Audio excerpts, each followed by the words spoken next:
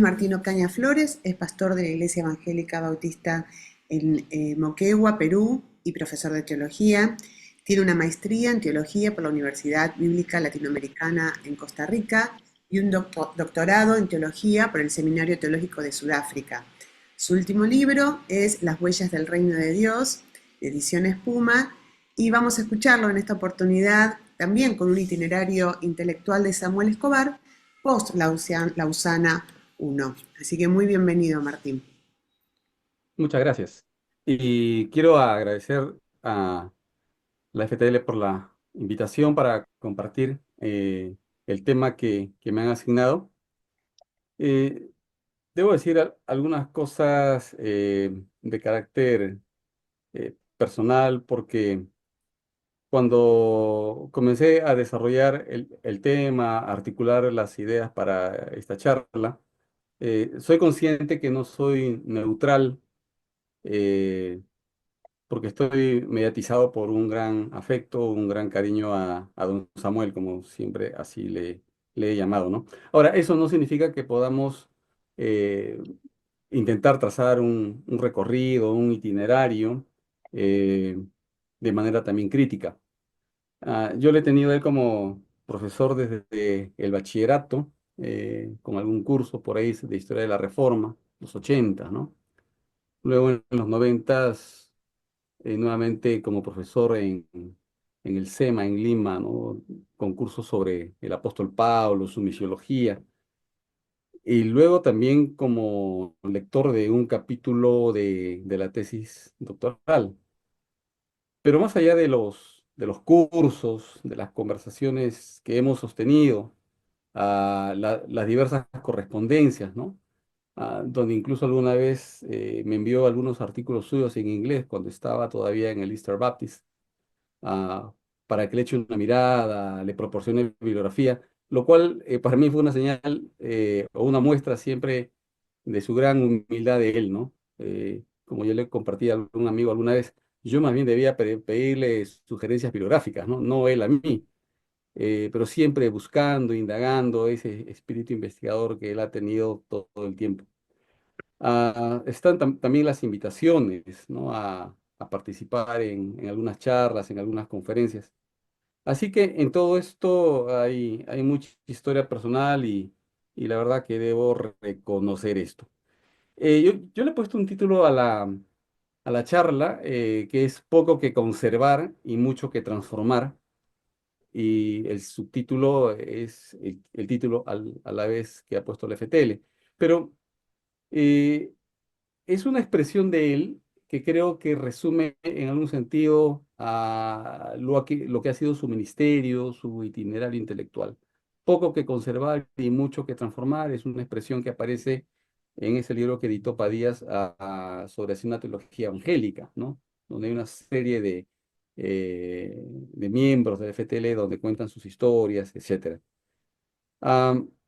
Creo que ese título le hace justicia a la praxis misiológica y pastoral que viene desde muy temprano en la historia personal de Escobar, siempre en relación a la iglesia, a su trabajo entre universitarios, a la docencia teológica y a su vinculación con diversas instituciones cristianas en varias partes del mundo.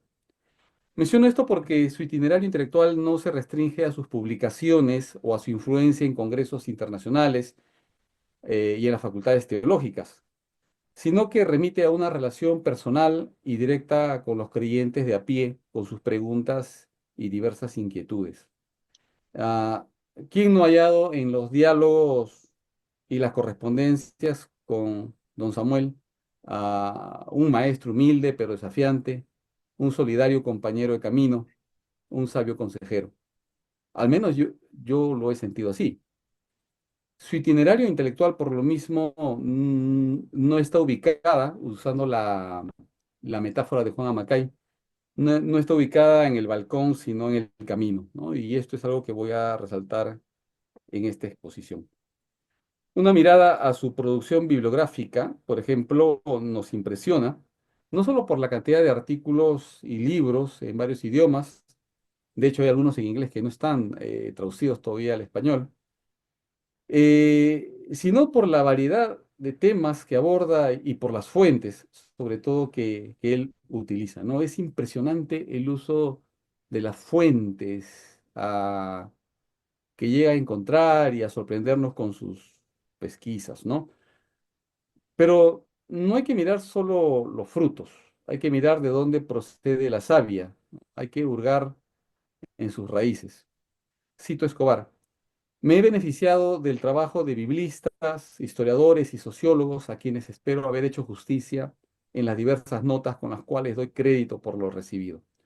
No soy especialista en ninguno de esos campos, pero intento utilizar sus aportes para responder a preguntas que surgen del estudio de la misión cristiana. Y efectivamente, esa es la ruta para comprender su itinerario intelectual, la misión.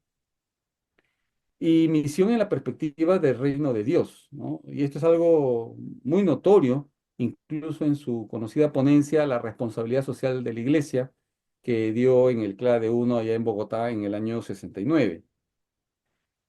El tema planteado está delimitado al periodo que comienza con el Congreso Internacional de Evangelización Mundial en Lausana, Suiza, en 1974.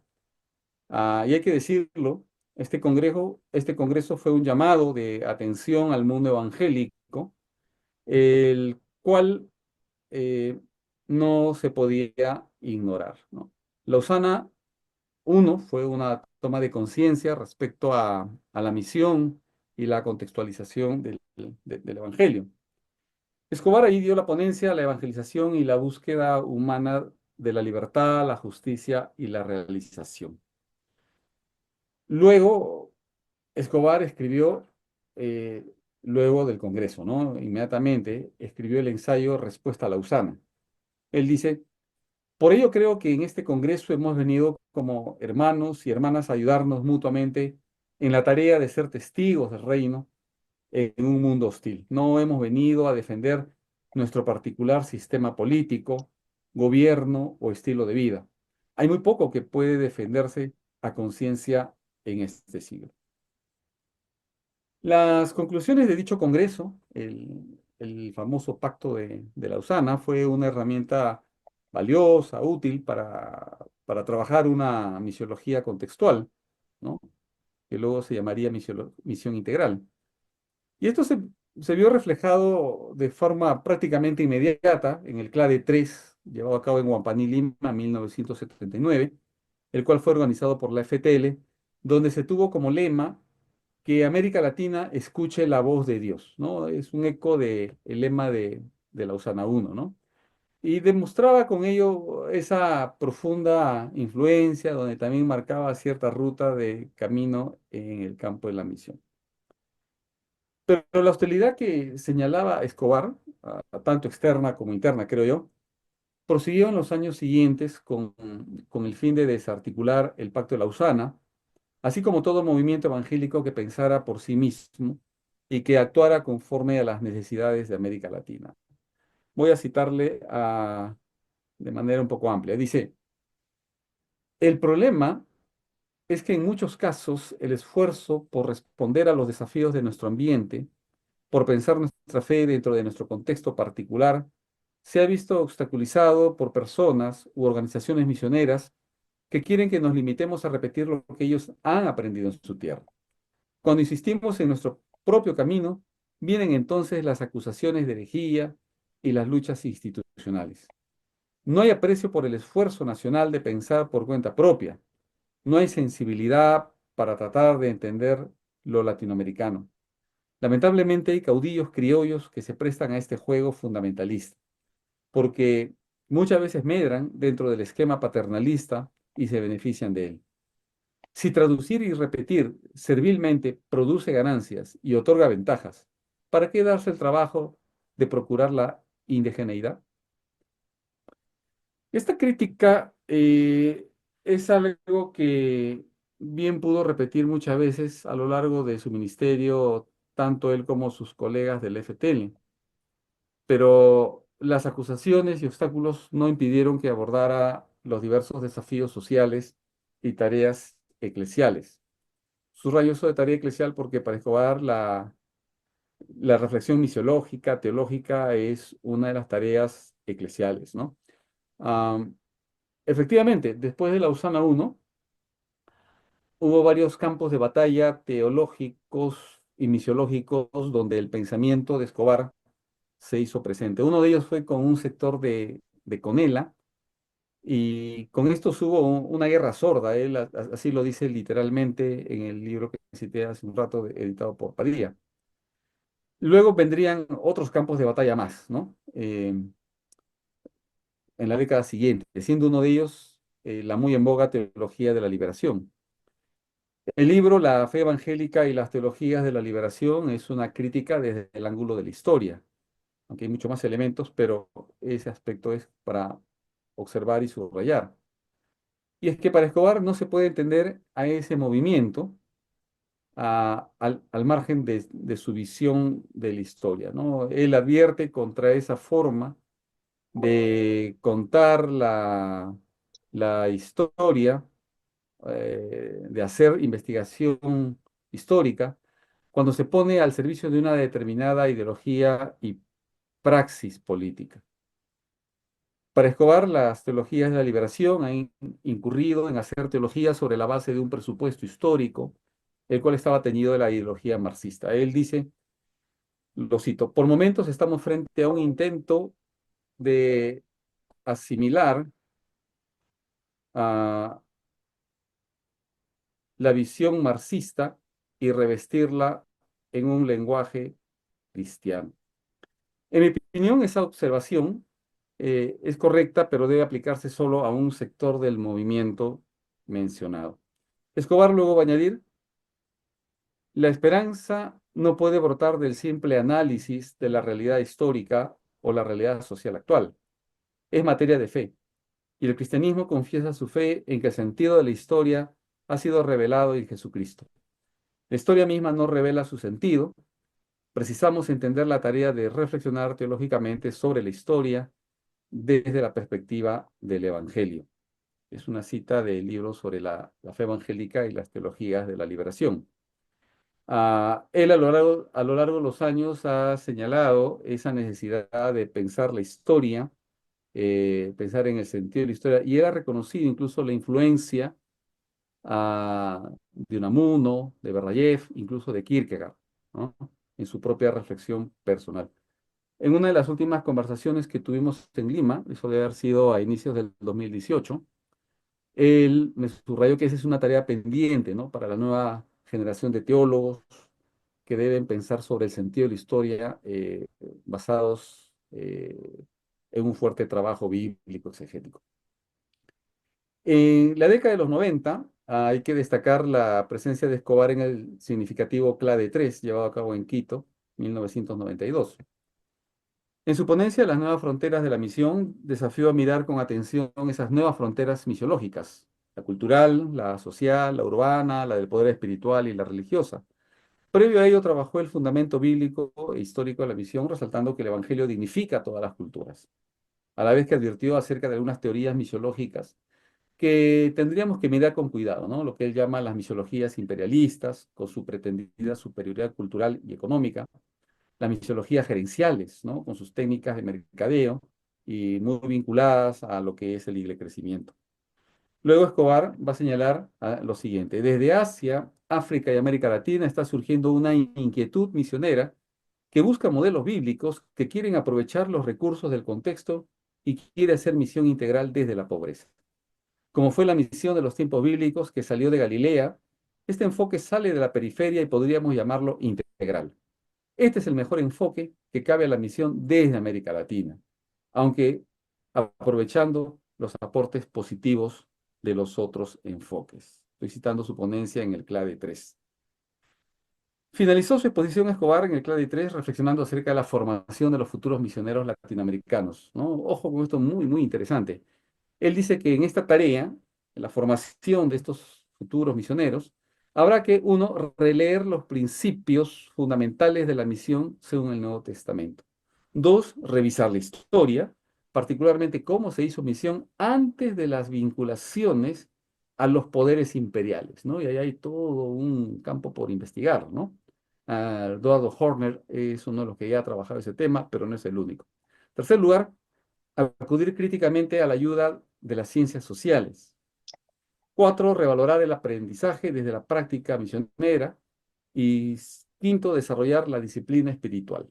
Sin duda, dice él, que si nos pasamos eso, no va a haber una formación misionera relevante. Eh, en realidad, Escobar tiene una visión amplia de la misión y a la vez muy exacta, muy precisa, ¿no? Con lo cual es difícil discrepar, ¿no? Estoy pensando en los 5 puntos que he mencionado. Vamos concluyendo. En el cambio del milenio, cuando ya era evidente un nuevo clima cultural y religioso, Escobar dirá que la posmodernidad estaba imponiendo en América Latina una gran tarea pastoral y responsabilidad misionera, las cuales debían contemplar el hecho religioso en sí mismo, el pluralismo religioso-cultural y el discernimiento de espíritu. Por ahí tiene que pasar la reflexión teológica, sin perder su preocupación por la integralidad de la misión, así dice. A las preguntas, ¿cómo articular una misión integral cuando ya se ha perdido el interés en lo social? ¿Cómo anunciar un Dios que ama a las personas en sus necesidades cuando muchos buscan a un Dios oasis con efectos tranquilizadores? Escobar va a responder, atravesamos una época de cambios radicales en la cultura, la política y la economía. Por otra parte, el crecimiento de formas populares de cristianismo en el hemisferio sur han cambiado el mapa religioso del mundo. Los modelos de misión tradicional, heredados de la mentalidad de cristiandad y de la era colonial, ahora son inservibles, a pesar de que muchas misiones lo siguen practicando. Es tiempo de un cambio de paradigma que solo puede venir de un regreso saludable a la palabra de Dios. Quiero concluir destacando algunas publicaciones de Escobar en los últimos años, ¿no? Los últimos, no sé, 12, 13 años. Si su itinerario intelectual está vinculado a la misión, como hemos señalado al inicio, entonces no es difícil entender por qué ha abordado ciertos temas y todos ellos importantes para las comunidades eclesiales y los organismos que cooperan en la misión.